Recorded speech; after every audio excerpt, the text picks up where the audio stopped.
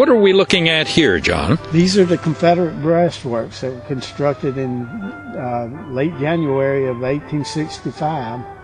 Erosion has caused them to fill in quite a bit. At one time, the front would be perpendicular and logs would be stacked up to the top of the breastwork. Then there'd be another log set above the breastwork to provide cover for the soldiers' heads, and they would stoop down and shoot through a little opening between the top of the breastworks and the head log.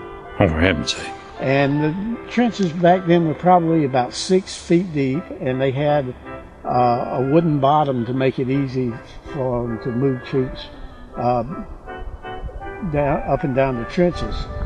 How long did it take them to build it, do we know? We think 2 to 3 weeks. 2 regiments of Georgia troops were involved in digging it, and we think primarily local black labor conscripted from the neighboring plantations were also used.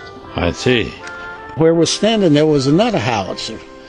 This commanded the bridge where they couldn't cross the bridge, and it also commanded a stretch of road that they could see 600 yards beyond the bridge. Mm-hmm. And it would be impossible for soldiers to cross that without coming in under heavy artillery fire. These fellows knew what they were doing, didn't they? Yes. After 4 years of war, they became experts, both the Union and the Confederates. John, is this the view that the Federal troops would have had when they came up over that bridge, if they ever got over the bridge? Pretty much. However, back then, the area in front of the earthworks and the area behind were all cotton fields. So they wouldn't have the protection of these trees to hide behind. To the left, you'll see the swamp. And they had a full 80 yards of cover they had to cross under intense rifle and cannon fire to reach the earthworks.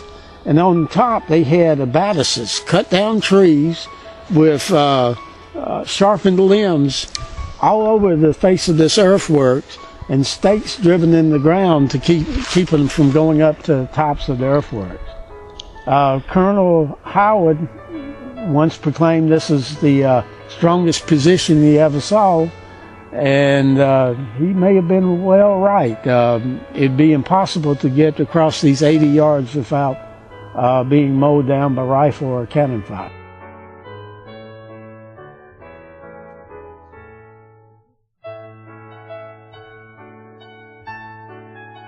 The problem is the